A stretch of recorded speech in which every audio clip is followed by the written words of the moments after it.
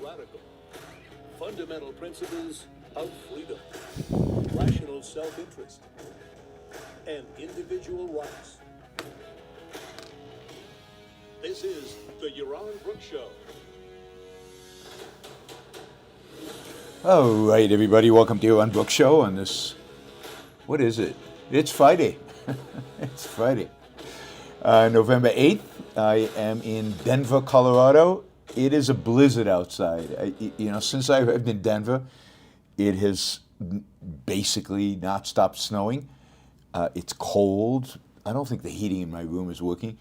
And it's just snowing nonstop. And I had to drive in the snow. I'm not exactly thrilled by that. It wasn't exactly fun, but yeah, they did an event last night.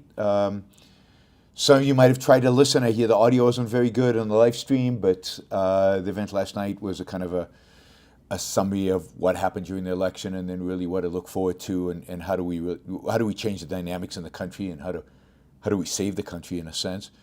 It was a lot of fun. I think those of you who were there live probably really enjoyed it, for what I can tell, and it was interesting. Today, this morning, I did what I usually do in Colorado. I taught, lectured at the leadership program of the Rockies, and on capitalism, on what is capitalism and does it work. Those are always fun lectures to give. The audience is great, and it was. And it was, it's always good. It's always good. You get to see the shock on people's faces when they realize, if that's capitalism, am I a capitalist? Do I really believe this stuff? And what are the consequences of this? And no zoning? Really? I got a question for one of the guys. It was great.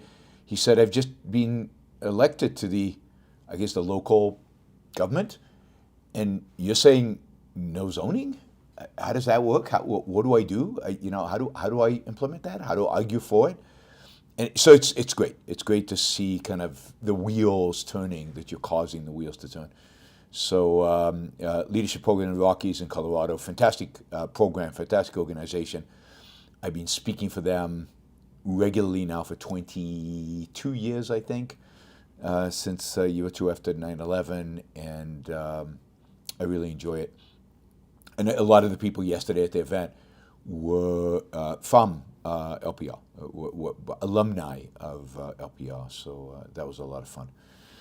All right. I thought today, I haven't had time to prepare like a full news summary, so I thought I'd give you a hops. Is the lecture being posted on YouTube? No, the lecture from this morning, the LPR lectures are never posted on YouTube, unfortunately. They're private. They're used only for their own educational programs, so no, sadly. It's a good lecture, and it's a little different than my other lectures, and it's really part one of a two-part. I come back to Colorado in January, when the weather, I'm sure, will be much nicer. I should be wearing a sling. Tessa, don't tell anybody I'm not, so just pretend I'm wearing a sling. I'm fed up with it a little bit, so I'm taking a break.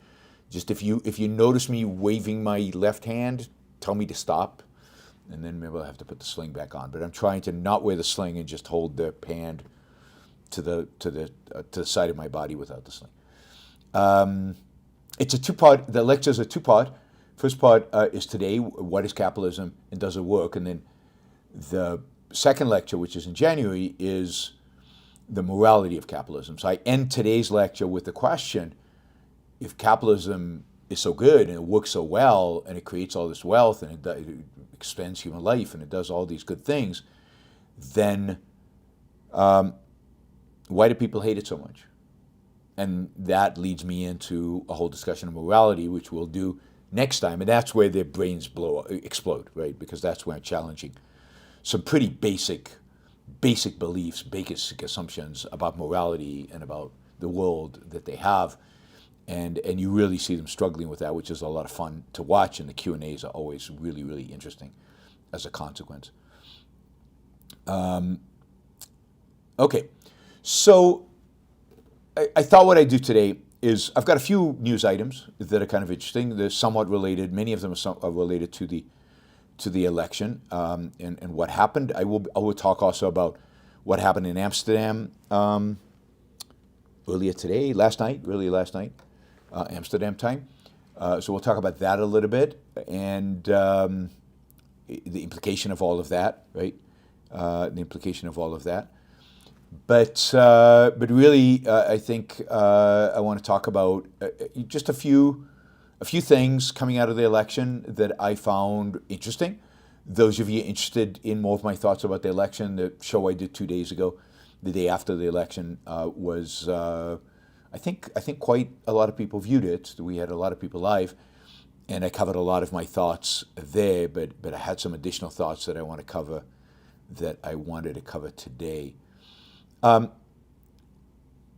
some of this came up yesterday in the discussion or in the panel discussion we had yesterday that some of you attended and some of you watched my live stream.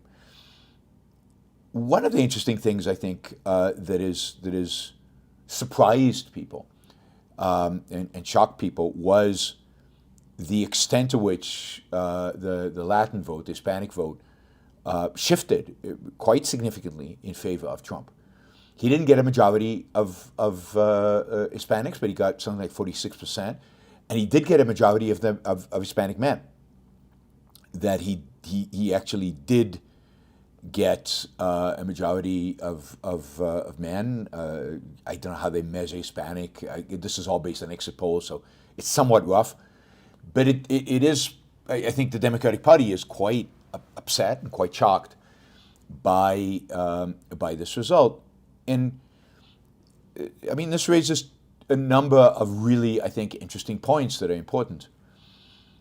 The Democrats, starting about 15 years ago, basically looked at the demographics in the United States and saw the dramatic increase in Latinos in the United States, and saw increased immigration into the United States from Spanish-speaking countries.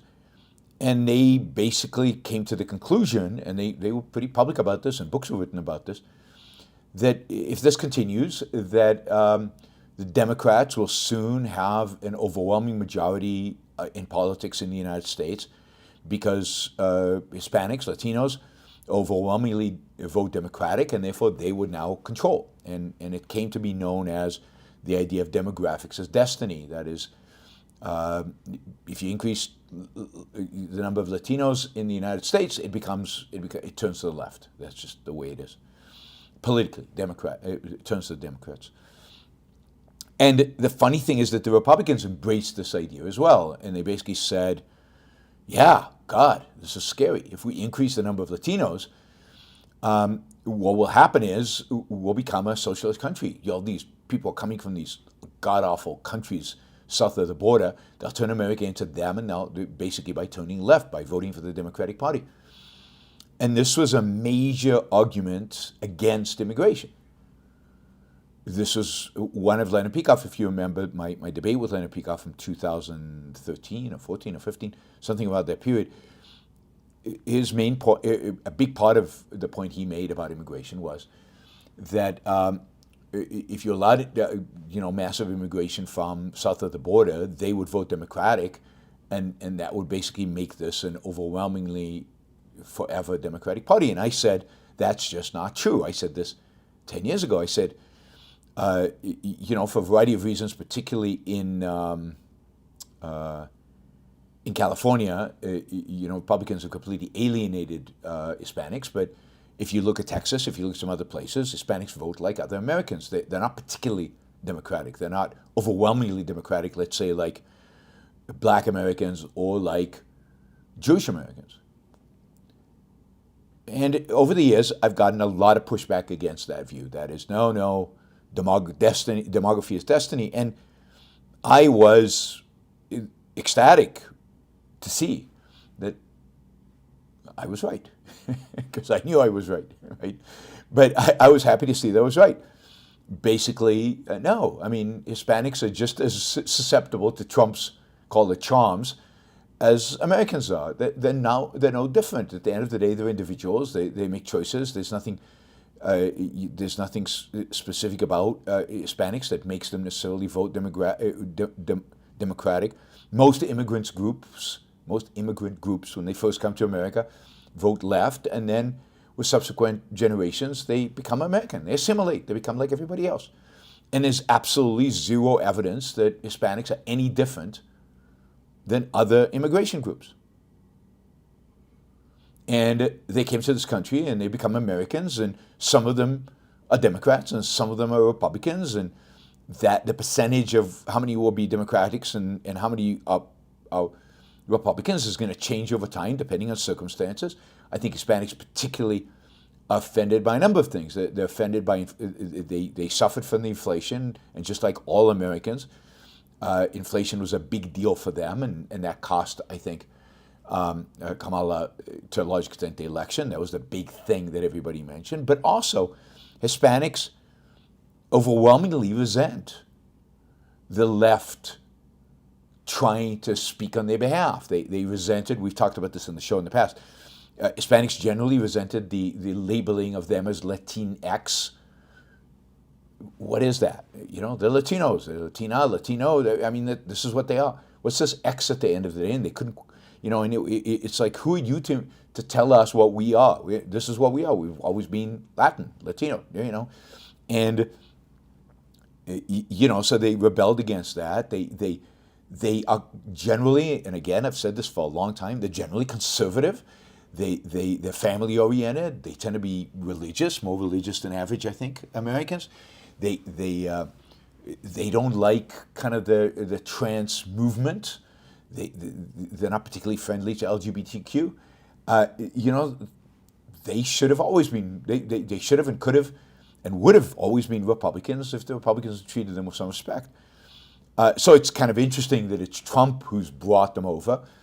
I think the reason is that Trump kind of gave voice to their anti-woke left sentiments, and he captured them. And I think I mentioned this 2 days ago that I think particularly the men, and this is true of not just Latino men, but I think the increase in black men supporting Trump and the increase in men, just the success Trump had with men, particularly young men, is that he projects a certain, in my view, fake pseudo masculinity, and they're attracted to that. They don't like kind of the more feminized culture that exists, that they view as weak, and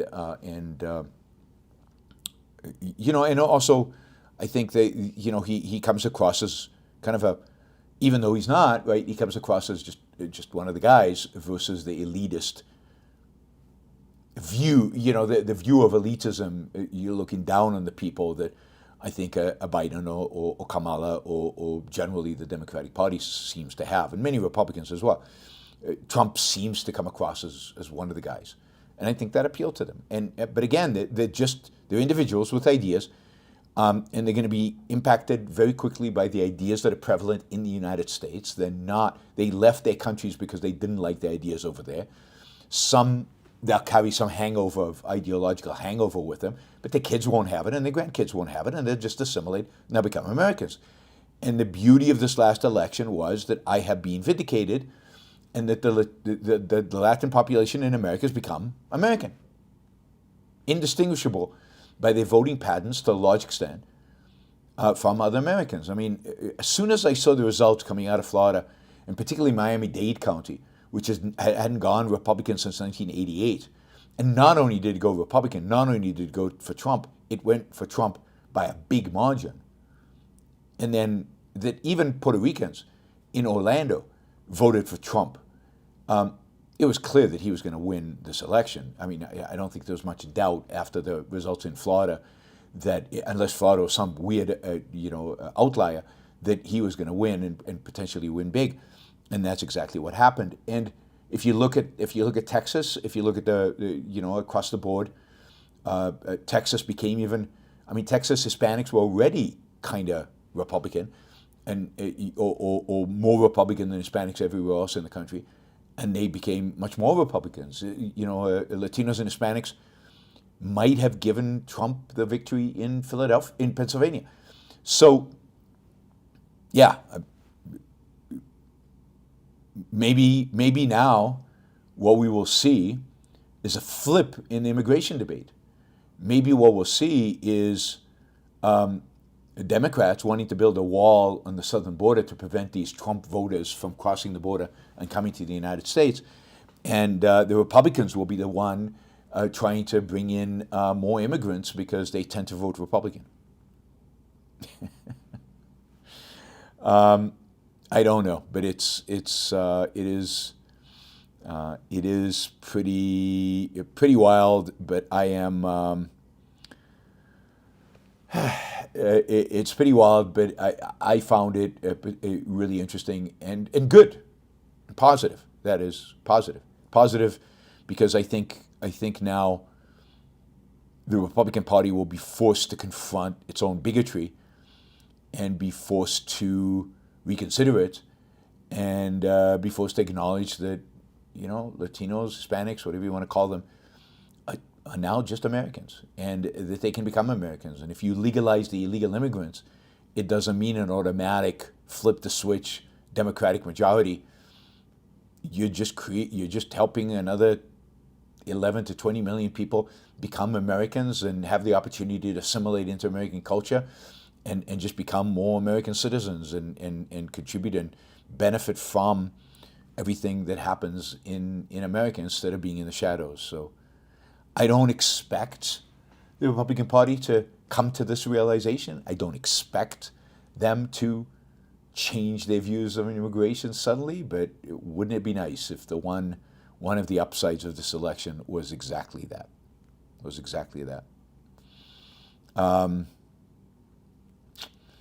I'm pro-immigration. If somebody comes illegally, it's not nice to make laws, but it's not that big of a deal. I mean, who hasn't broken a law? You guys never broken a law? So I don't get too excited about the difference between it. I'm more interested in the question of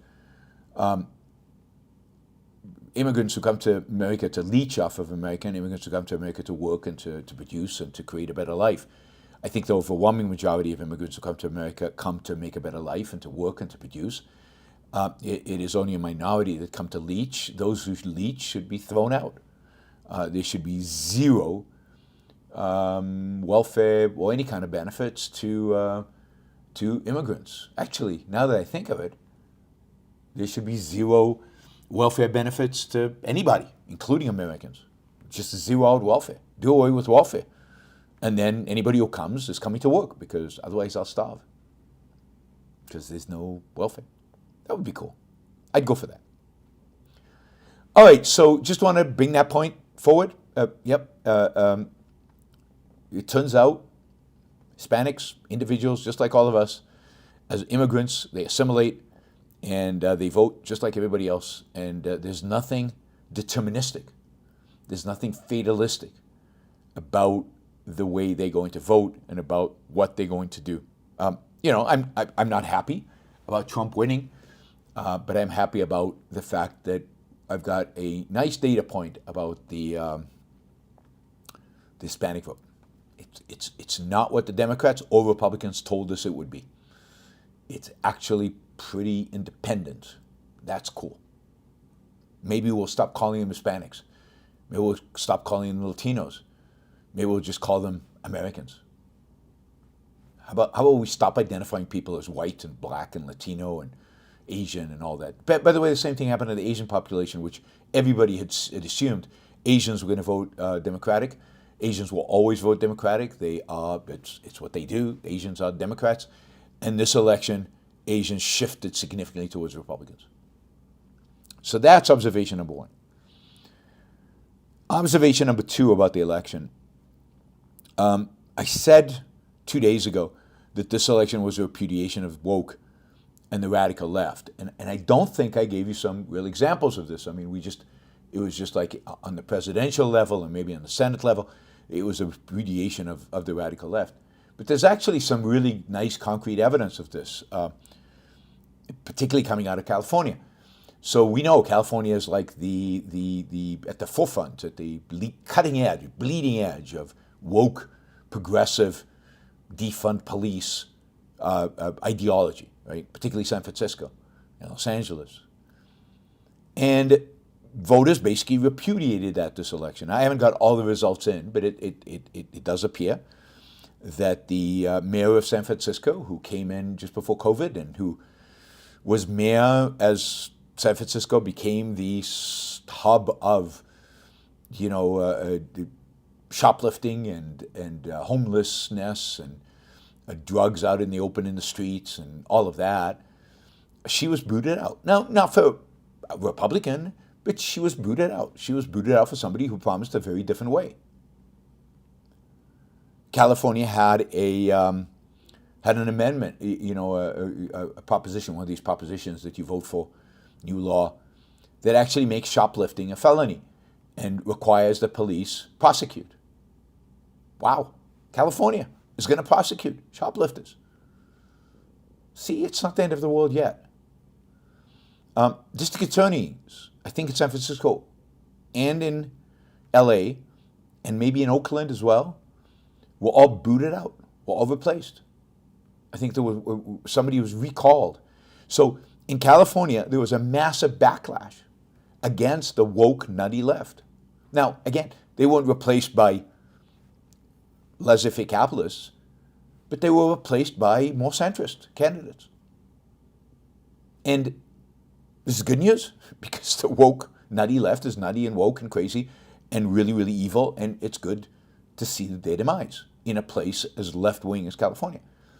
And that just reinforces to me this idea that, Americans, with the exception of Trump, are not willing to tolerate crazies on the left and the right. From what I can see, Carrie Lake is losing in Arizona. I don't have the final numbers in. I didn't have a chance before the show to check. But Carrie Lake is one of these election-denying, nutty Republicans, and she lost in Arizona. Other more reasonable, less nutty, less crazy Republicans won, even in states that everybody assumed would go Democratic, like Pennsylvania, the Senate, and Republicans now have a majority in the Senate of 53, and they could go to 55, but I think they'll probably just be 53, which is a good sign that Pennsylvania wouldn't accept Dr. Oz because he's a nut job, but they'll accept the guy they just voted in because he's normal. And the same happens on the left. When you get the really crazy, nutty candidates, unless they happen to be, where's Bernie Sanders, Vermont, the American people don't really want them. Even the new senator from California, Adam Schiff, is, he's left, but he's not part of the wacky left. And indeed, in the primaries, he ran against some wacky leftists, and he beat them out. And a Republican actually ran against him, even though the primaries are open primaries. Garvey did okay for a Republican in a Senate race. So even in California, they will not tolerate the extremes, right? They will not tolerate the extremes. They will tolerate Trump. They will tolerate Trump. Trump is the one exception to that rule.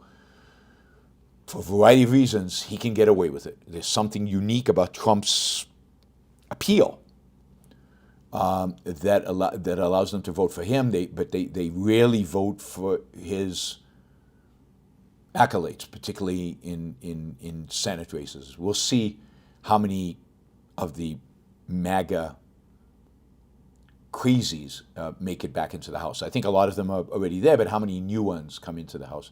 Republicans look like they're going to win the House, but it'd still be a pretty small majority. It's not a sweeping, overwhelmingly thing in California, in the House. All right. So those are some of the things I wanted to cover. What else? All right, so let's talk about the Trump administration and what this is going to look like as we move forward. And I am, again, restricted in time today, and I do have questions from 2 days ago that I promised to answer as well. But we also do need raise the money we need. Thank you, by the way, Wes, for the sticker, $50. Really, really appreciate that. Thank you, Mary Eileen, Stephen Hopper, Applejack, all for the stickers. Eric, for helping Manas, hope I'm pronouncing that right, for helping support the show and making this happen. I'm not going to talk for a long time, although I already have. A few other observations about Trump. It's going to be interesting to see, what he does, and the first sign we'll get of his intentions and how, what direction he's actually going to take, and whether he fulfills his campaign promises. I hope he doesn't, but if he does, whether he does or not, will be kind of the appointments he start making. And he's already made his first appointment. First appointment was his chief of staff. He's appointed Susie Wiles. Susie Wiles was one of the two people who ran the Trump campaign to victory. And obviously he was very pleased with them, the way they ran the campaign and their ultimate success. My sense of Susie Wiles, from everything I've read about her, is this is a woman who is, she's been involved with Trump since 2016. She's not particularly ideological in a sense that she doesn't come from any particular camp. I don't get a sense that she's MAGA, but she's also not a conventional conservative. I think her main shtick is she gets stuff done. She and I think that's why Trump likes her. She just gets stuff done. She's not going to be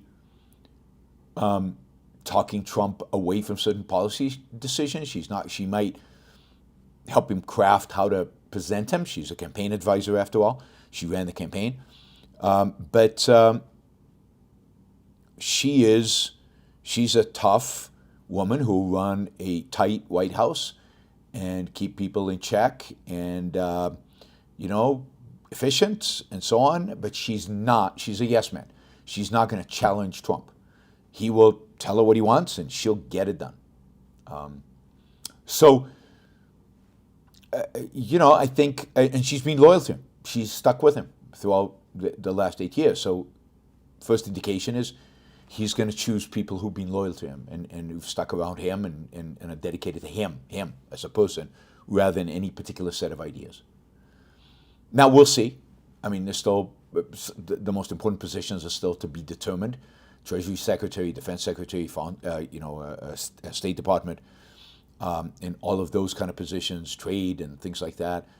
And it's going to be interesting to see who he brings back, who he gets new people, and what the qualities of those people are. And then I think he'll give us a first indication of what he wants to do. So that's something I'll be watching, and I'll be letting you know. I mean, beyond that, it's really hard to tell. So according to Axios, Trump had a phone call with Zelensky. We know Trump had a phone call with Zelensky, but what Axios has added to that is that supposedly Elon Musk was on the call with Zelensky, which is a little weird because Elon Musk is not, not a foreign policy guy necessarily.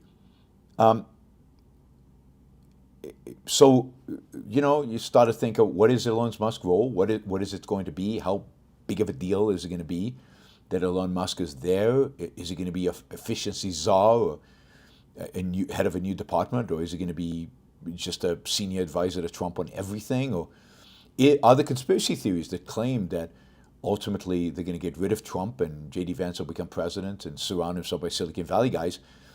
Maybe that'll come true. I doubt it, but who knows? Anyway, Musk seems to be more involved than we would have expected.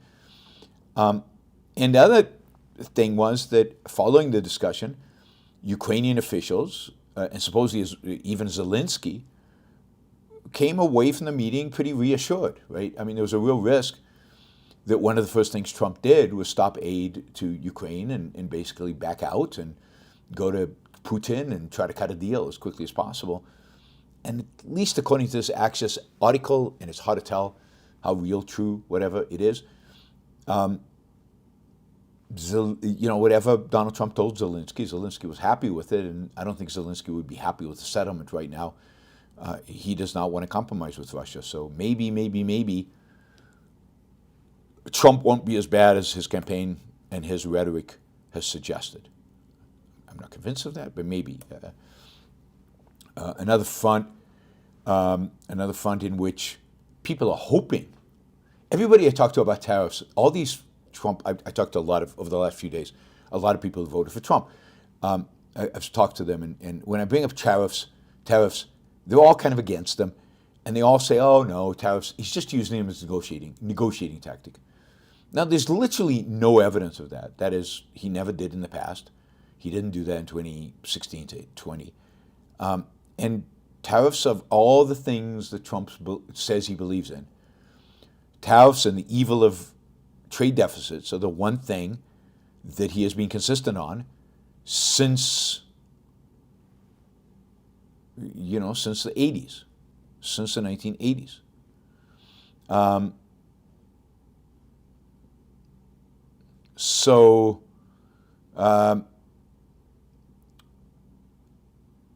I actually think he believes in tariffs. But it does seem like a lot of his supporters think the tariffs are just a negotiating tactic. I wish that were the case. I'm not sure what exactly we're negotiating. But, will he do what he said he would do? If he doesn't, his presidency might not be as awful and as bad as we can expect. I expect. If he does, it could be devastating. Tariffs will be a big question mark. If he just does a few tariffs like he did in the first term, that'll be bad but not catastrophic. If he does across the board tariffs and very large tariffs to certain countries for no reason, that could be really devastating. So really hard to tell, and a lot of it depends on how serious Donald Trump really is about tariffs, and I don't think anybody really knows. I don't know that anybody really knows. Generally, there are a number of issues, deportation and tariffs, that I just hope Donald Trump doesn't do what he promised, because they would both be catastrophic and massive violations of individual rights.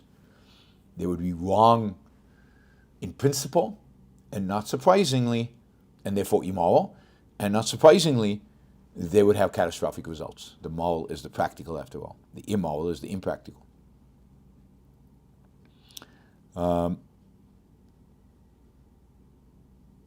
Let's see. So let's hope he doesn't do what he promised. One other topic that came up today, Powell, the chairman of the Federal Reserve, was asked today whether he would resign if he was asked to by Trump. Trump has said he would try to get rid of Powell, and he would want to have a say in interest rate policies. Powell is basically claiming the Federal Reserve is independent. Donald Trump has no constitutional ability to fire him, and only Congress can do that. He could be impeached, and he is going to stay. And he insists that the Fed is an independent organization that will set interest rates independent of the wishes of the president. That would be nice, but you can already see the outlines of a war, battle between Trump and the Fed, in which anything bad economically that happens, Trump will blame on the Fed, and if only he had control of the Fed, the bad thing wouldn't have happened. And the Fed tries to do things to mitigate the damage that Trump will do with tariffs and trade wars and things like that. A lot of noise will happen here, and whether Powell is strong enough to resist Trump, I'm skeptical. I'm skeptical that he is, but we'll see. All right. Interesting, a few other just tidbits. Interesting that today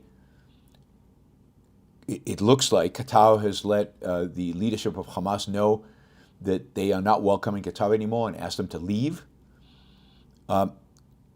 Depending on the news source you read, some news sources are saying this is because of Trump. Qatar, has read the tea leaves, and they see Trump coming into office, and therefore they're kicking out Hamas because they want to get on Trump's good side.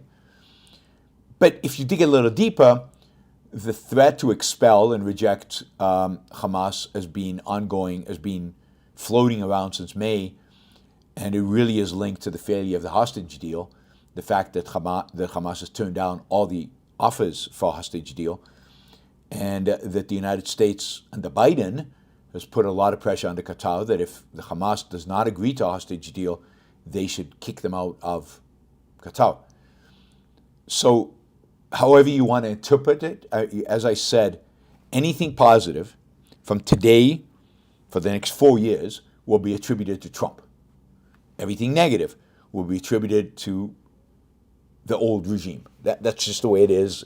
It happens every 4 years, and that is the reality. So Trump will get the benefit of Qatar kicking out Hamas. He'll get the benefit of the fact that the economy is pretty good. And I think I said this the other day. As soon as Trump becomes president, everybody's perception of the economy will change. Even though the economy will be exactly the same as it was, it'll change because now it's Trump. So they will be a lot less worried. Democrats then will say the economy sucks, and Republicans will say the economy is great. Exact flip of the way it is right now. It's so tribal. Nobody actually looks at the reality of what the economy actually is. All right, one more news story before we get to the Amsterdam, and then I'll turn to your questions. Today, the U.S. Justice Department unsealed criminal charges against a pair of Iranian nationals who plotted the assassination of Trump. The charges were filed against them against an unnamed official in Iran's Islamic Revolutionary Guard Corps, who instructed who basically put out a contract on Trump to both surveil and kill. The name of the contact, the person who was going to do this, was Fajad Shakeri. He was arrested by the FBI in October, and he is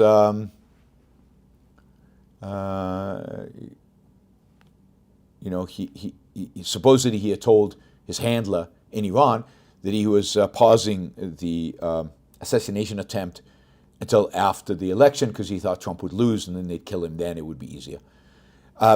He didn't know how pathetically incompetent the Secret Service were. So it's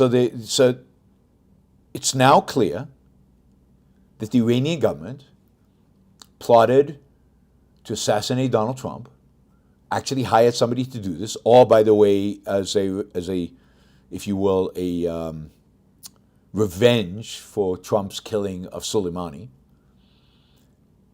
And the question is now what, right?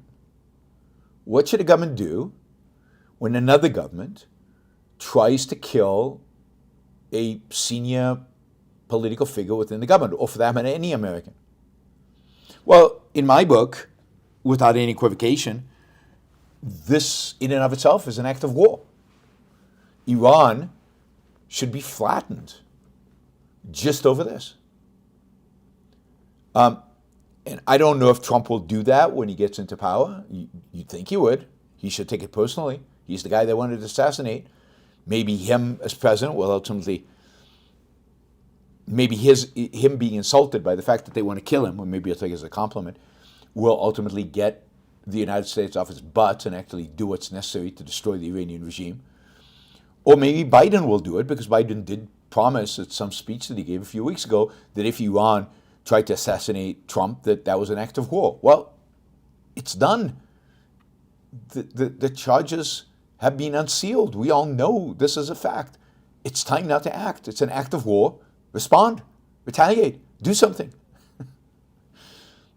Declare war. Have Congress declare war. That would be cool. For a change. Let Congress bear the brunt of this. Unbelievable. So it won't happen. I don't think, unfortunately. I don't see a declaration of war against Iran anytime. But that's what should happen. They just try to kill an American. Any American. That should justify a war. Somebody running for president definitely should justify a war. So, all right. What do we want to? Yeah. So let's turn now quickly to talk about the attack on Israelis in Amsterdam last night. So yesterday there was a soccer game between Ajax, the big soccer club, the most famous soccer club in the Netherlands, the soccer team of Amsterdam, where Johan Cruyff, one of my favorite football players ever, He played for them, and they were playing Maccabi Tel Aviv, so a Tel Aviv team. The Tel Aviv team got beaten badly. Not surprisingly, the Ajax team is a very good team on an international basis. Anyway, at the end of the game, as the crowd was leaving the stadium, the Israeli fans were attacked by gangs of Arabs, reportedly gangs of both Moroccan and Turkish. And Turks are not Arabs, but Moroccans and Turks attacked the Israeli fans, beat them, chased them down. Some of them landed up in the canals, in the Amsterdam canals. Nobody was killed, luckily, but a number of people ended up in hospitals. For a while, there was a real fear that some of these gangs, these Muslim gangs, had actually kidnapped some of the Israeli fans and were going to hold them hostage. Luckily, that did not pan out as true. Now, it turns out that during the day before, there was a significant increase in pro-Palestinian Islamist activity on social media, and it really seems like there was a call, primarily on Telegram, to have violence demonstrations around the soccer stadium and to go after the Jews as they came out of the stadium. That is, this was not some accidental thing. This is not some Israeli, knocked over a Palestinian flag or something. This was arranged in advance, planned in advance. They stationed their people in advance in front of the stadium with the direct intention of going after Israeli soccer fans and beating them up. Supposedly, the Israeli Mossad let law enforcement in the Netherlands know about this in advance, and yet they did not take it seriously, and they did not provide police protection. And indeed, it took them a long time to respond to the violence and actually to help stop it. Ultimately, they did get it under control. Israel was about to send over a plane, and they did get it under control ultimately at the urging of Israeli officials, but it took them a long time.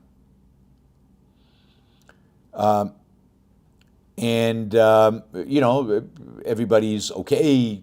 People who are in hospital are being released, and there are plane loads of Israelis going back to Israel. It really is spooky times. I mean, in Europe, one has to really think about whether you're going to speak Hebrew or not in public. So many of the taxi drivers are Arabs, Muslims, or not Arabs, just Muslims, and you don't know. You just don't know. Are these Hamas supporters or not? Do they hate Jews? They hate Israelis? Are they just not, right? You just don't know, right? They might be just immigrants who've coming for a better life and they don't care about all this, or they could be rabid Islamists. And the problem with immigration into Europe, and the problem that Europe, and I've said this many, many, many times, is the unwillingness to identify Islamism as an enemy, the unwillingness to identify radical Islam as a problem, and the unwillingness to screen out the enemy, the literal physical enemy. It's like the United States inviting Nazis to immigrate into the United States during World War II. Don't do that. There's a war going on between the West and radical Islam, totalitarian Islam, fundamentalist Islam, however you want to call it, Islamism, jihadism, and the West pretends it's not happening. West pretends it's not happening. And, the consequence of that, and then when they come, they get welfare, and they're appeased, and they're coddled, and they're not expected to assimilate. And it's just, in Europe, it is a truly horrible situation, all coming from the fact that Europeans and Americans, since 9/11, have refused to identify Islamism as an enemy and take the appropriate steps.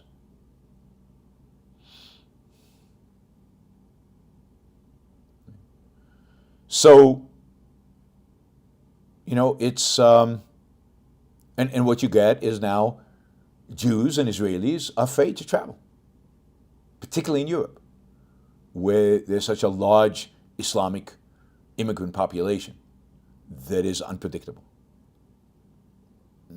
I get it. I get it. So I don't know what Europe does. To do anything, Europe is going to, I fear that Europe overreacts, as the right-wing political parties come to power and they deal with the Islamic threat in a inappropriately, violent way that throws the innocent and the guilty all into one pot, or all into one camp, or all into one deportation, whatever the thing happens to be. I think what is going to be missing is the right approach. That is to be able to differentiate, to be able to identify the real enemy, and to be able to deal with that enemy appropriately. And that does not, the likelihood of that happening is very small, unfortunately. It does look like a lot of the violence yesterday was caught on video. TikTok is working with both Dutch and Israeli officials to try to identify the suspects from the attack in Amsterdam. Several profiles have already been flagged, removed from TikTok, and I'm sure the police now have their names, and that'll be interesting to see what the consequences are. Tonight, there is a basketball match between Maccabi Tel Aviv and basketball in Bologna, Italy. And sadly, depressingly, Israeli security officials are urging Jewish and Israeli fans not to go. Not to go. Let's give up. Let's surrender to the barbarians. They want to beat us up, so let's just not go. Let's just pretend it doesn't exist. Let's pretend it. It's just, I don't know, that seems like a pathetic solution to the problem. That is, give in. Let's not go. Amsterdam, of course, is the home of Anne Frank. 75% of Amsterdam Jews were killed in the Holocaust by the Nazis. Amsterdam has a very mixed history with anti-Semitism. Holland generally, Netherlands generally, has a strong anti-Semitic thread, particularly among Arab immigrants, but even among the Dutch themselves. On the other hand, in history, the Netherlands were a haven of toleration vis-a-vis the Jews. A lot of Jews came to the Netherlands to escape the Inquisition from Spain and Portugal. Spinoza, the great philosopher, was one of the Jews who ultimately landed up in the Netherlands, escaping from the Iberian Peninsula. His parents escaped from the Iberian Peninsula, and he landed up there. But it really is horrific to see a civilized place, a cultured place, a place that went through the Holocaust, claimed to have learned its lesson and to reject the Holocaust, be now a haven of this kind of anti-Semitism, violent anti-Semitism, horrific anti-Semitism, that they're experiencing now in Denmark. It's really, really, really, really sad and depressing to see. And as somebody who is an Israeli, I have an Israeli passport and lived in Israel, who speaks Hebrew. I speak Hebrew with my wife when we travel in Europe. We speak Hebrew. Who is nominally, for the purpose of anti-Semitism, I am a Jew, whether I identify as a Jew or not. I am a Jew for their perspective. It's weird. It's a weird. I mean, I've always felt safe everywhere I've gone. Maybe not Beirut, but generally I felt safe. And I'm now quite willing to give up that feeling of safety. I'm not willing to, but I have to acknowledge reality. The reality is that you have to be careful. Not just from pickpocketers and random acts of violence, but now you have to be careful that somebody hears, the language you speak, or somebody identifies you somehow by your name or something else, and what are they going to do? And they feel emboldened. In Europe. I don't feel that yet in the United States, but in Europe, they feel emboldened. It's scary stuff. So, yeah. I see on the chat there is an engaged, passionate debate about immigration. This debate about immigration will continue for a very long time, but as you know, I am very, very, very, very, very, very pro-immigration, and I am very, very, very anti-closed borders, and I respect anybody who wants to make a better life for themselves and for their kids, and America's still one of the few places in the world where you can actually do that, and good for you for trying to come here. The laws, the immigration laws in the United States are horrible. Yeah, I'm all for no illegal immigration, and I think the way to do that is to legalize it. If you legalize immigration, then you won't have any illegal immigration. So that's the solution. It's the same thing about illegal drugs. I don't want any illegal drugs in America. Well, you're never going to have a situation where in America there are no illegal drugs until you legalize drugs. There is a demand to come to the United States, banning it, making it impossible or making it almost impossible to come to the United States legally will create illegal immigration. Just like if people in America can't get their cocaine, there will be a illegal market in cocaine. It's just a reality, whether you like it or not. They will come. And what you need is legal migration, which they have a right to. And we as Americans have a right to invite whoever we want into our homes, into our hotels, into our businesses. Who the hell are you to tell me who I can and cannot invite into my home? So dramatically broaden the scope of legal migration, and the illegality issue will go away. It'll just disappear. And no, it's not all legalized, but the problem there is, you see, I don't advocate. I see illegal immigration, I say, that's terrible. And I turn to Washington and I say, okay, the solution is legalize migration, please.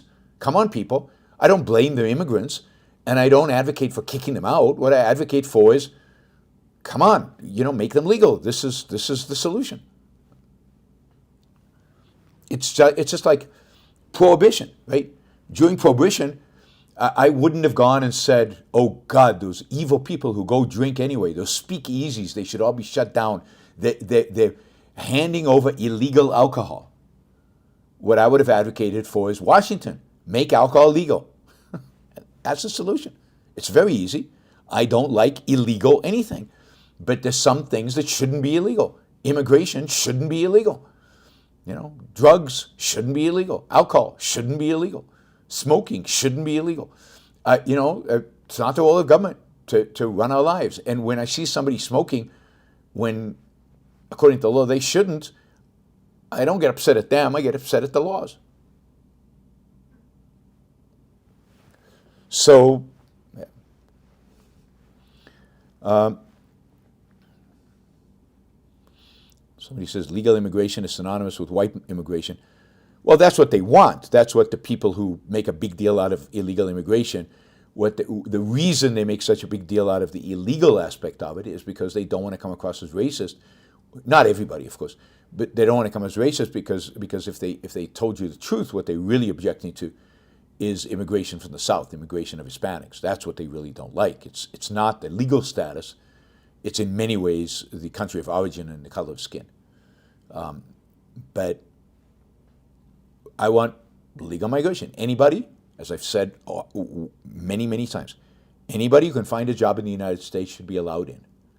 You are matched with an employer, you're welcome. Whether that employer has you picking strawberries or working on a ranch as a cowboy or whatever, or coding, in Silicon Valley, doesn't matter. If you are matched with an employer, you are welcome. You are welcome. Did I say Denmark? I meant Holland. I always get that mixed up between the Dutch and the Danish. I probably said Danish. I meant Dutch, right? Always get those two. Yeah, we need a minimal screening process. Sure, of course we do. But yeah, we're so far away from that, right? You're so far away from that. And we don't even do anything about the minimal screening. We minimal screen them, and then they're criminals, and we let them loose. And by the way, it turns out, if you look at the stats, that Trump's administration let loose, after screening, more criminals than the Biden administration did. Nobody will tell you that except on the Yaron Brook show, but that's the data. That's what the data shows. So it doesn't matter, though, because Biden was there and he got blamed for it all. Yeah, biologist said, if you make immigration legal and easy, it would be very easy to vet them. Absolutely. No question. All right. We are going to shift to Super Chat. Before that, I will remind you that this is a listener-supported show, and you can support the show by contributing, either here on the Super Chat, doing a sticker, or asking a question with dollars attached to it, or you can become a monthly supporter of the show on Patreon or on PayPal. Primarily Patreon these days, but PayPal still works, and you can become a supporter of the show that way. Thank you to all the supporters and everybody involved. We have a couple of sponsors. The Ayn Rand Institute is a sponsor of the show.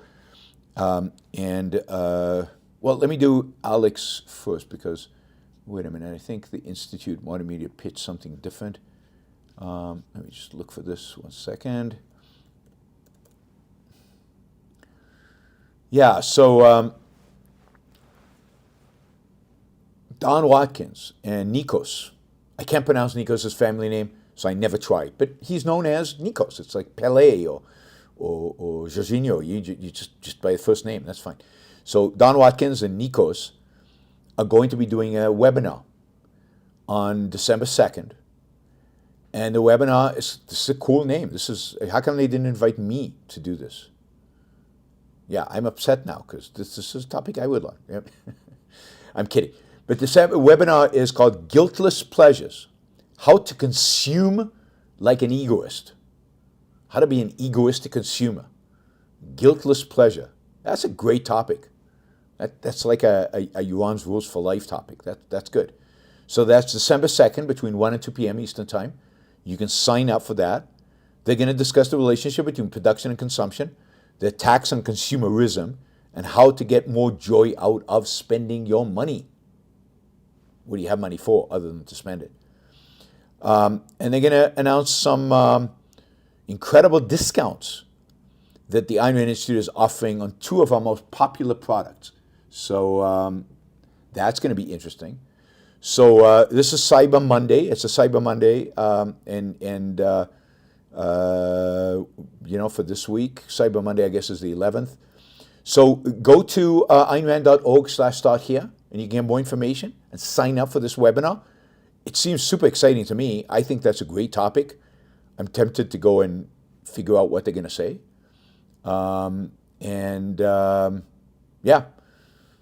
Go sign up. Don and Nikos, that's got to be a fun event, right? Two fabulous people, fabulous intellectuals, really smart and really engaging personalities. Second sponsorship is from Alex Epstein. And Alex is of course amazing, and I said this on the last show. I expect Alex, one of the few really, really bright spots of this election, maybe the biggest bright spot of this election, is the fact that Alex is going to have significant impact on the Trump administration's energy policy. And just that is a big deal. And I'm excited about that. So, that's a good thing that's going to happen under Trump. And I'm looking forward to it. And it'll be really, really interesting to see how it all happens. And so Alex has a Substack. And you should all be subscribing to it. You should be supporting his work. And you should be reading his work. Because the reading his work will enrich your life and make you a better advocate for economic growth and economic production and wealth creation and use of reliable, cheap energy. Right? Reliable, cheap energy. So, check out alexepstein.substack.com. It's a great source of information for you. A lot of talking points, topics boiled down to something you can use. All right. Let's jump into the super chat questions. I saw a few other stickers. Thank you, John. Thank you, Alex. Thank you, Stephen. Some really good stickers coming in. Really, really appreciate those. Thank you, guys. Let's see. Oyvind from 2 days ago. Off topic, why are there so many ANCAPs and narco-capitalists who want to call themselves objectivists? Looking forward to hearing your thoughts. I mean, really, because, look, Ayn Rand's the greatest thinker of the 20th century. She is a giant. She's a giant, and they know it. They want some of her aura. They want the pretense of, yeah, we're with Ayn Rand. We're on her side, because they know at some level how great she is. Even though their position on anarcho-capitalism completely undermines Ayn Rand, and Ayn Rand completely disagreed with it,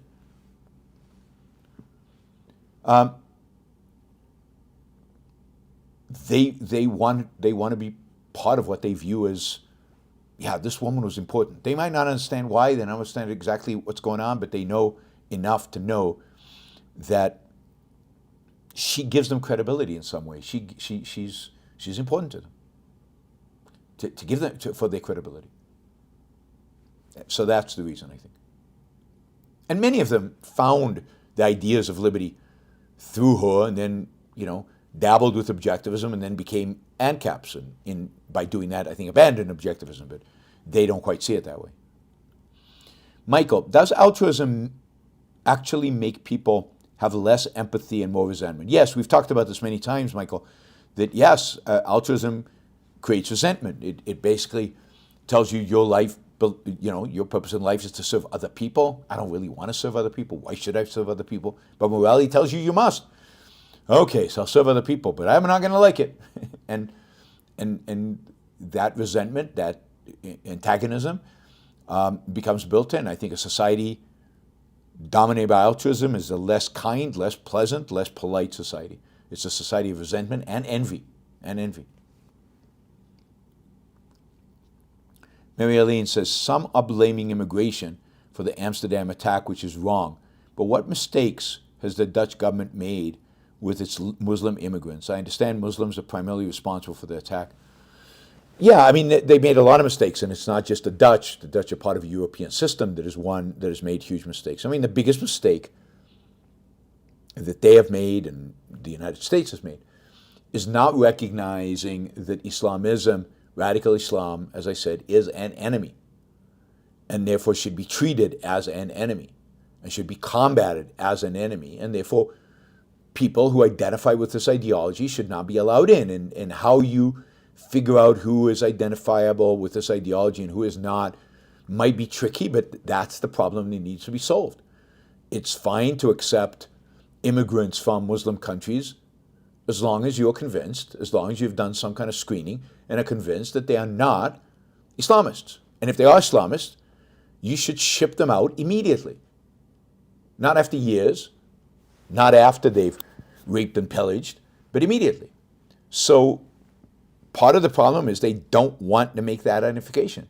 And when they do, they have to make it very narrowly. That is, you belong to Hamas, you're a Hamas member, versus you support Hamas should be enough to kick people out.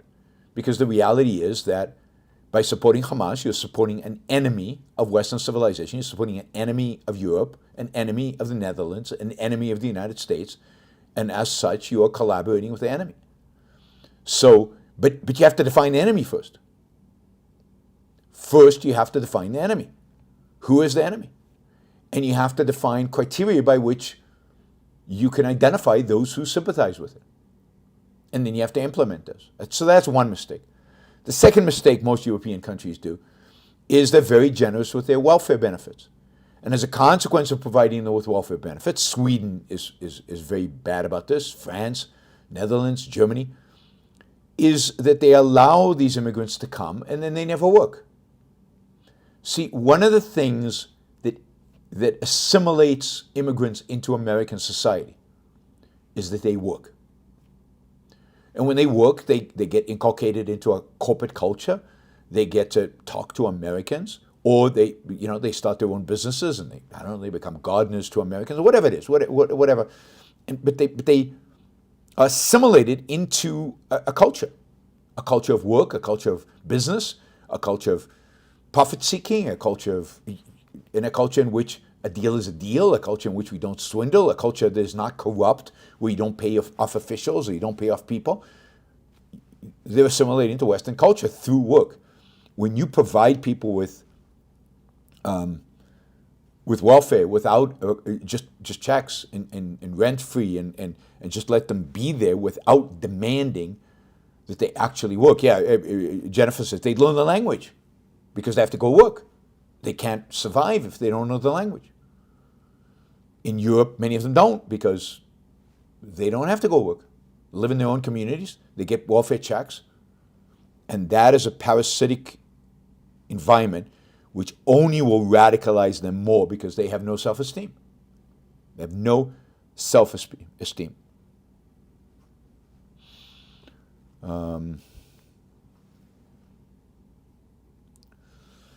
Jennifer says, negotiating with tariffs, quote, if you don't do what I want, I'll shoot myself in the foot. So dumb. Yeah, I mean, it's dumb. Now, it's true that by shooting myself in the foot, I kind of shoot you in the foot as well because you'll export less to me, so you'll suffer as well. But it's a lose-lose. If you don't do what I want, I'll make us both lose. It's not a particularly attractive strategy, and it hasn't worked. And mostly, it's led to trade war. It definitely led to China raising tariffs on the U.S. goods. Stephen, I have thought for a long time that if President Calvin Coolidge, who was opposed to tariffs, had run again in 1928, the Great Depression probably would not have occurred as it did under President Herbert Hoover. There is a strong likelihood that you're right. Certainly, Hoover's tariffs are what spiraled not only the United States, but the world to a large extent into a massive depression. It wasn't the only bad thing he did. He also doubled the income tax rate and other things. Coolidge probably wouldn't have done that. It is also true, though, that by 1929, 30, 31, the Federal Reserve had a much bigger role in the economy, and they made some big mistakes. So you wouldn't have avoided it completely, but yeah, you would have avoided the worst of it, and history would have been changed completely. You then wouldn't have gotten FDR, so who changed America completely. So Calvin Coolidge, the fact that he didn't run in 28, turned out to be, you're right, turns out to be a big deal. I never thought of it, but yeah, if he had won, I think the whole Great Depression plays out completely differently, in a lot less devastating. Alex says, thank you for the excellent summary. Really appreciate it, Alex. Thank you. All right, let's see. This was again from yesterday, from a few days ago. Sid says, general opinion on the Electoral College. I get the Electoral College. I get what it's trying to do. Is it the one thing I'm going to die in the barricades for? No, not in particular. I don't think it's that important. But it is another way in which to try to not have everything be majoritarian, not have everything just be based on majority rule. It's another way to try to separate out kind of, to create representation rather than direct vote. It does create some perverse incentives, like the fact that our candidates basically only run in battleground states. You get 7 states, and candidates spend all their time in the 7 states. They never go to California, and they never go to New York, and it's a little ridiculous, right? Most of the people live in California, New York, and yet they never hear from the candidates. Nobody ever tries to change people's minds over there. It's just a desert when it comes to campaigns. So I think there's something wrong with Electoral College, but I see what they tried to do, and you know, at the end of the day, I don't advocate changing it because I think anytime we tinker with the Constitution, it's dangerous. So, I don't know if there's some middle ground between the two. I don't know, but I don't like the results as they are today. Yeah, Zvika, thank you, Zvika, $100, really appreciate it. Can you comment on the state of our culture and the ominous parallels? That should be a show, not a super chat question. Look,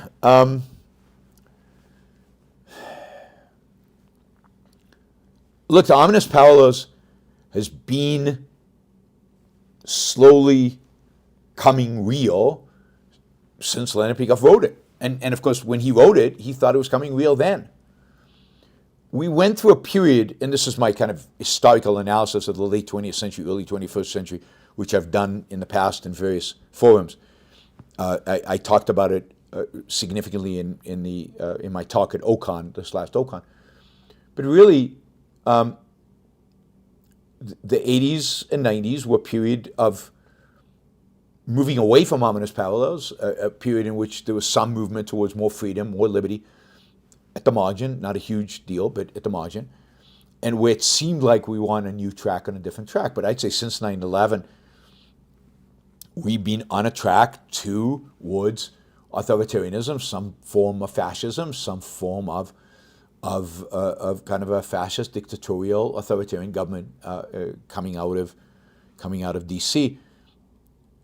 What Trump in 2016 illustrated, and then again I think now is illustrated, and this is the scary part about the culture, is that there are a lot of people in the United States who wouldn't mind that happening. That is just like in Germany, we're shocked looking back, how did they let this happen? There's a sense in which we are drifting in that direction, and there's a significant number of Americans who are willing to see it happen. They in a sense, admire the authoritarian instincts of a Donald Trump. I don't think they vote for him saying, yeah, he's a bit authoritarian, but the American system of government, it'll protect us. No, and I'm not saying it's a majority. I'm saying it's probably 20, 30% of Americans like the fact that Donald Trump projects authoritarianism. And of course, there's a certain authoritarianism in the left. And as I've said often, whoever becomes a dictator of the United States one day will have to unite elements of the left and the right, as Hitler did. I mean, he united Germany. Germans supported him. It's a myth that no. I mean, a minority of Germans joined the Nazi Party, but a majority of Germans supported the Nazi Party, and in the late 1930s. And you know, we have a president who was willing to use and willing to sanction political violence in order to try to keep his position, and then we elect him again, which suggests that the American people don't care about political violence. They don't care about somebody violating the Constitution. They don't care, and the Republican senators don't care. They didn't impeach him, and the Republican mainstream doesn't care. They nominated him for their candidate for presidency, and the American people don't care because they voted for him. And that a lot of people admire his authoritarian tendencies. Nobody will actually admit it, but they actually do. We have a culture, and this is, of course, the setup for all of this. The fundamental issue is that we have a culture across the board that is anti-reason. You've got a MAGA movement that's basically completely nuts and completely detached from reality and completely detached from reason. And you've got a far left, completely detached from reason. And you've got the better people in the culture still hanging on to reason, but with no defense, no way to defend that choice, no way to articulate why, no way to really stand up for reason. And the wackos are getting their way. The crazies are dominating.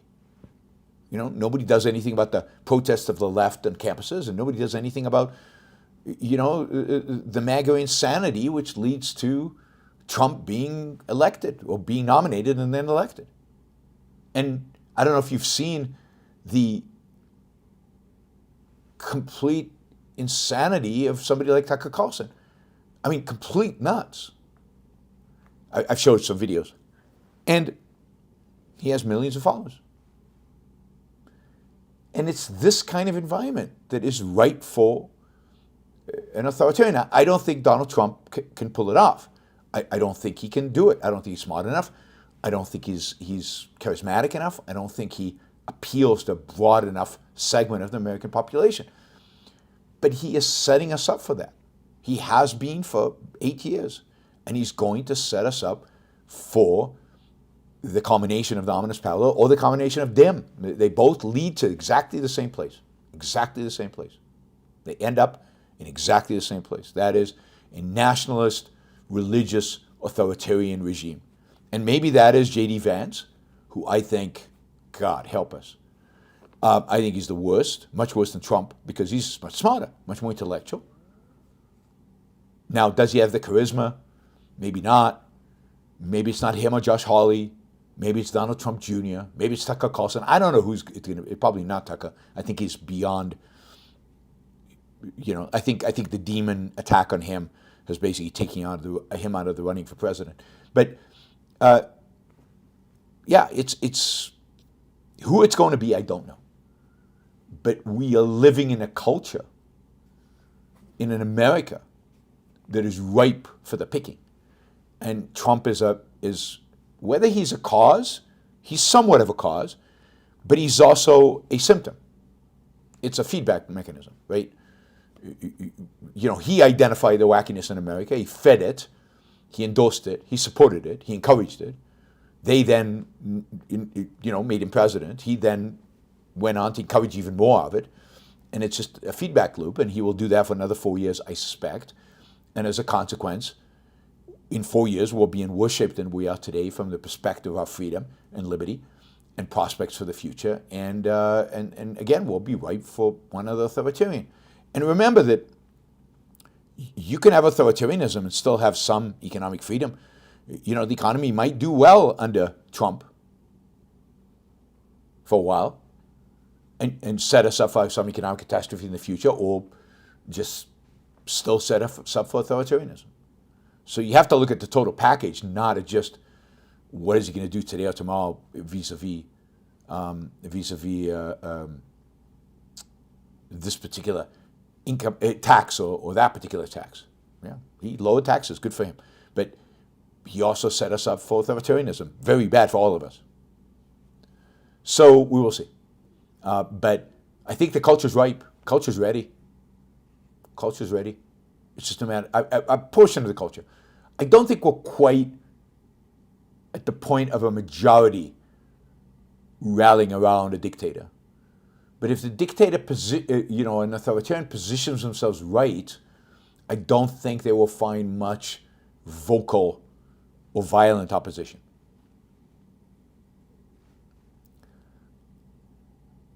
Yep.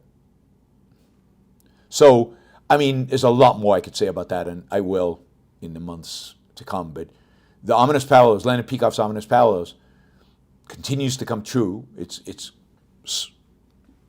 slowly coming true, ratcheting up, and Atlas Shrugged is coming true, and Dim Hypothesis is coming true, because the anti-reason, anti-capitalism, anti-individualism, anti-egoism forces in the world are being successful, more and more and more successful.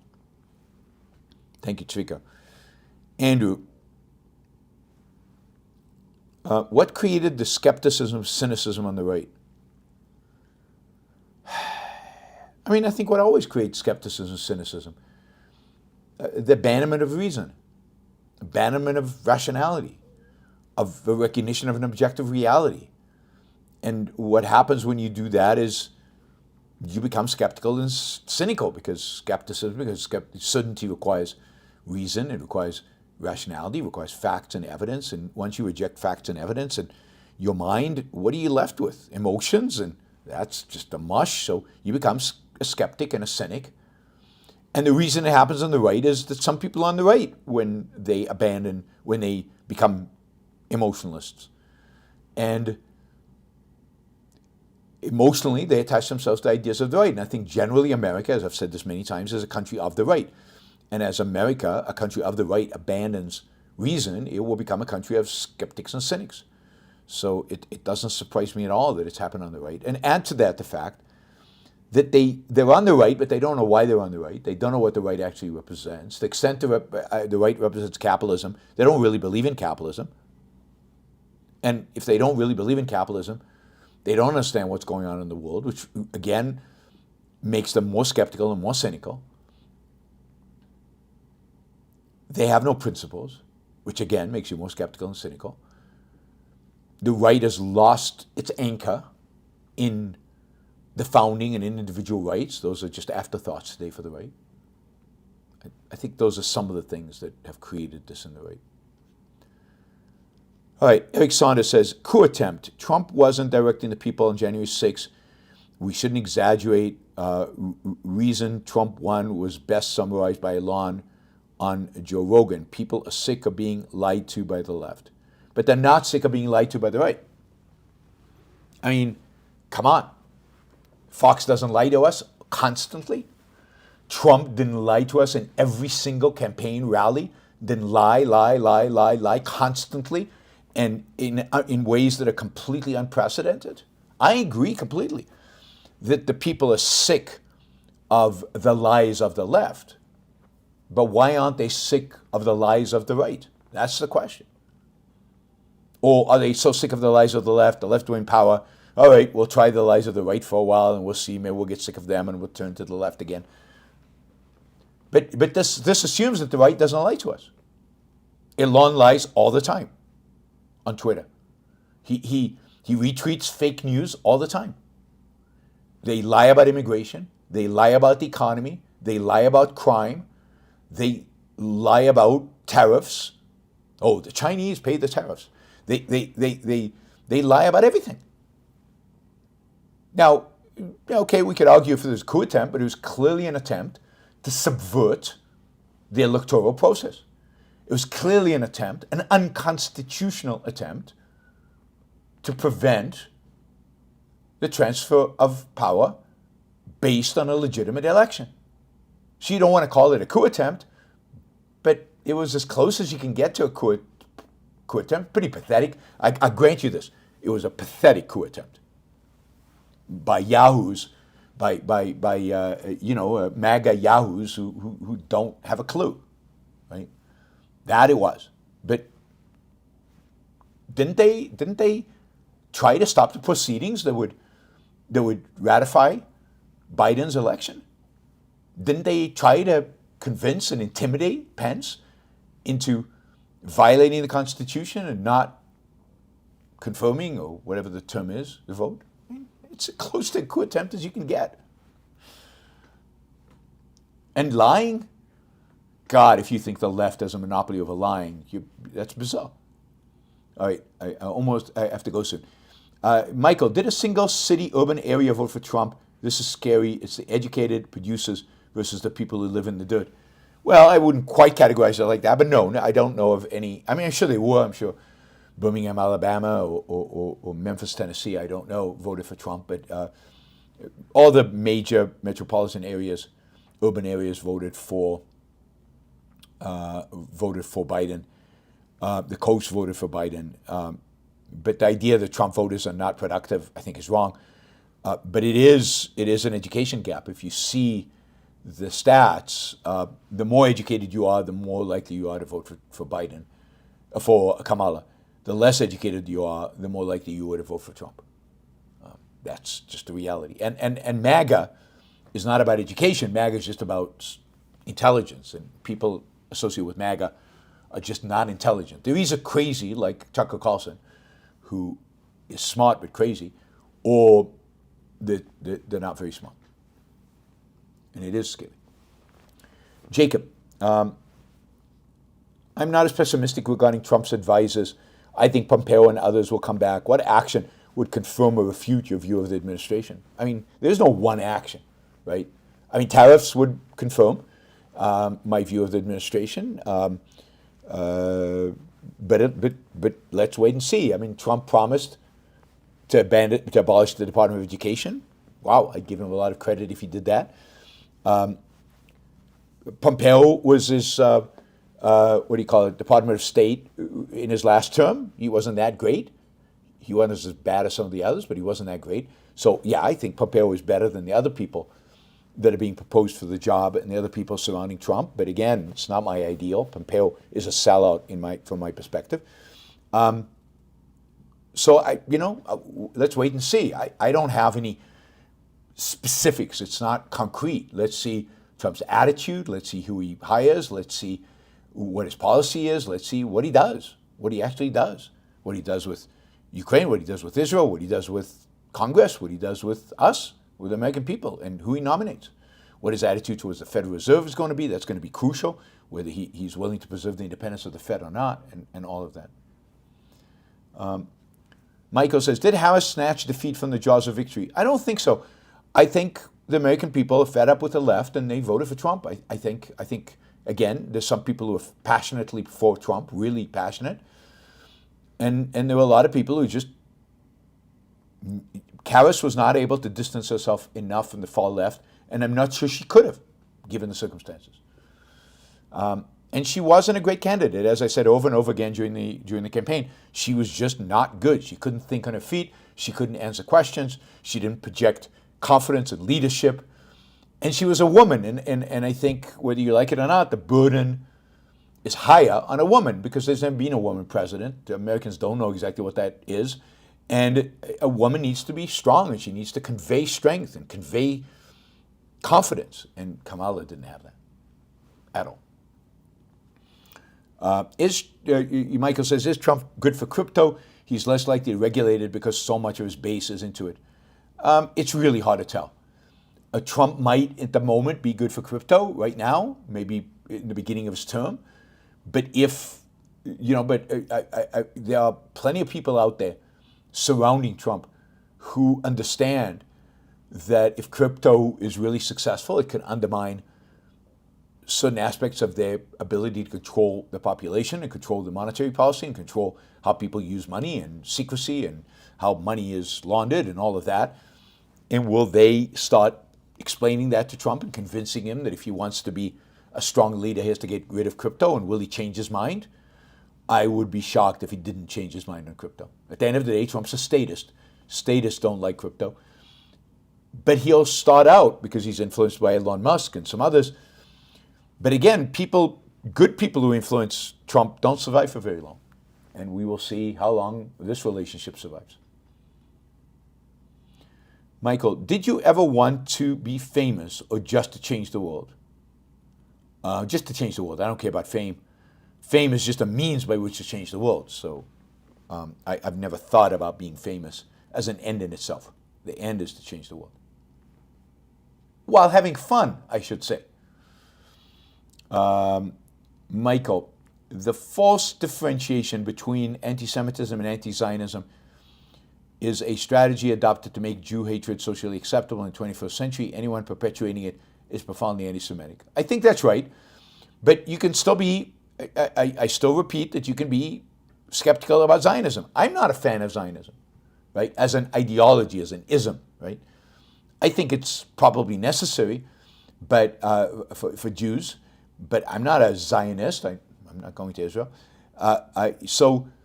And you could be critical of Israel and you could be critical of Zionism without being an anti-Semite. The reality is, though, that most people who are anti-Zionism are anti-Semitic, but it's not necessarily so.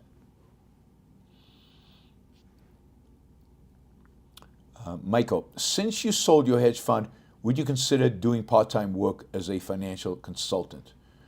I have not sold my hedge fund. I closed my hedge fund. It's a big difference. I wish I'd sold my hedge fund. Would you consider doing financial work? It depends on the kind of, am I qualified to be a financial consultant? For what and how? And if you're interested, if somebody's particularly interested, send me an email. We can talk about it. But I'm not interested in that being a real full-time job or a part-time job. I'm too busy anyway. If there was a particular individual who wanted some advice, I'd be happy to give it. Michael says, Republicans haven't won the popular vote since Reagan. Well, no, they won it in 2004. They won it under Bush. Does this mean that the left and right are merging into a new authoritarian party like they did in 1930s Germany? No, not yet. But as I said before, we're on the path to dominance parallels. It could very well mean the beginning of something like that happening.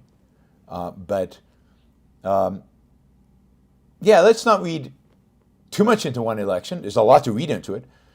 But,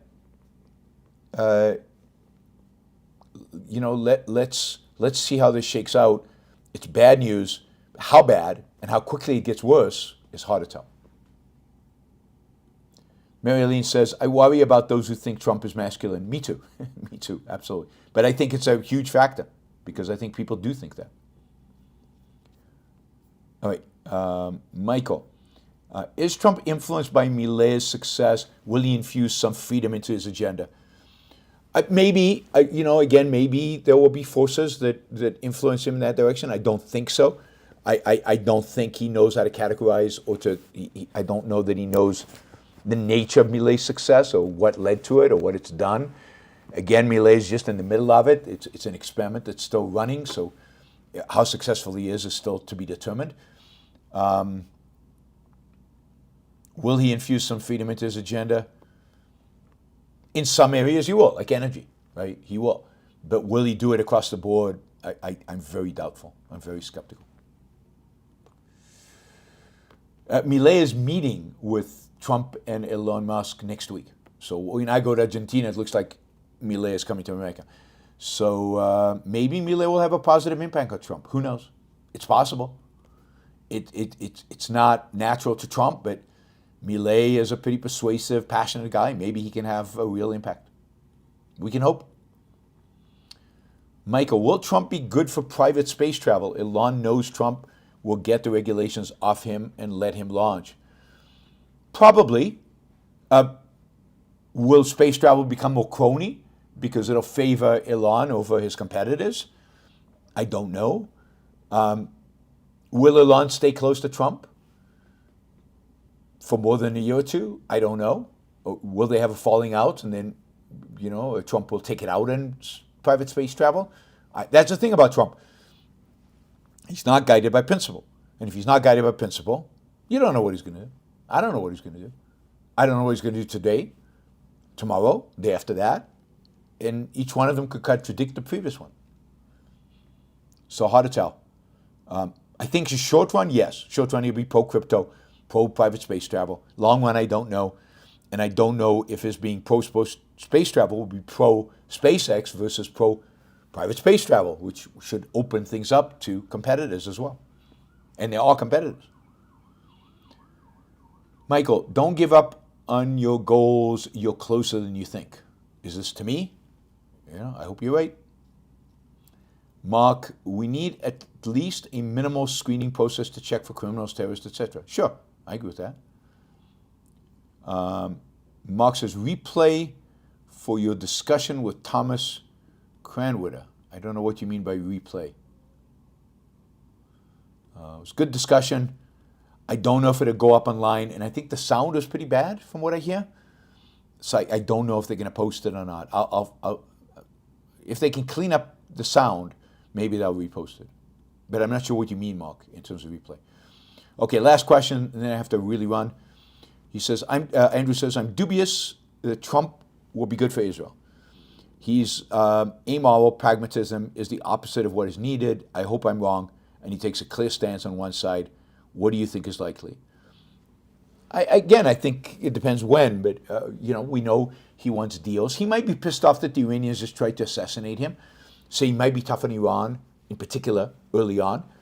But ultimately, he'll want a deal. He always has. And he'll negotiate. So the good thing is that the Iranians have tried to assassinate Trump.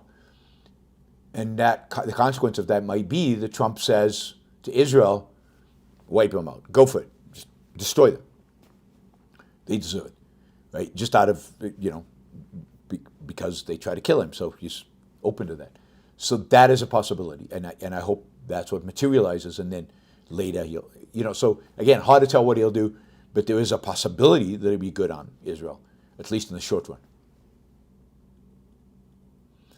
Mark, what advice would you give to new startup founders in light of Trump's victory and authoritarianism elsewhere in the world? Opportunities for objectivists? I don't know. I mean, you got to find a. I mean, I think Trump is not going to affect the entrepreneurial community that much. There are opportunities in Silicon Valley. There are opportunities to create new ideas, to come up with new ideas and create new companies and build new industries. If there's plenty of money in the hands of venture capitalists who are interested in new ideas and new companies and entrepreneurs. So whether Trump won or anybody else won, I don't think there's anything special about Trump in this sense. I don't know any business opportunity that's unique to the Trump administration. Maybe he'll spend more on defense, so there'll be a bump up in venture capital spending on defense. That might be a place to invest. But other than that, if you're a startup founder, you're going to be working really, really hard, and you're going to be, it's great. You're ambitious, and it's not going to be easy. And who the president is not going to make that much difference. And maybe Trump being less on the regulation side is good for startups and good for startup companies. Maybe it'll be easier to launch businesses. We will see. I hope so. More questions. This is the last question. Should a sovereign wealth fund replace income tax? How does that work? How could that work? That makes no sense. Right? Where would the money come from to fund the sovereign wealth fund? How did the government get that? The government's in debt. Any excess money it has, it should go to paying off the debt. And how does a sovereign wealth fund replace an income tax? You can't. The only reason Norway has a sovereign wealth fund is because they have oil. So they take the oil revenue and they put it into the fund, and that serves the fund. They also have high income tax rates. The only reason, Singapore has a sovereign wealth fund is because they run surpluses. They don't run deficits. And they take the surplus tax revenue and they put it in a sovereign wealth fund. It doesn't replace it. The reason Saudi Arabia and Qatar and those places have sovereign wealth funds is they have a huge amount of revenue from oil, which they pump into this. The American government has no source of revenue, thank God, other than taxes. And a sovereign wealth fund would be a disaster. It's an unbelievably bad idea for a free country to have a sovereign wealth fund. A sovereign wealth fund is excess money in the hands of government. I don't want the government to have excess money. Any excess money should be returned to the citizens.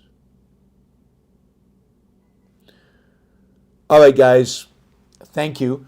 I might do a show tomorrow before I leave Denver. I'm not sure. Otherwise, I think the next show will be on Sunday from Buenos Aires.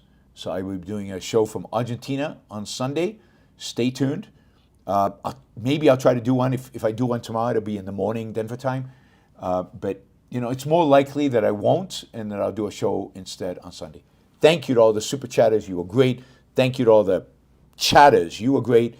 Thank you to all of you watching, listening to the show now live and afterwards when it's taped.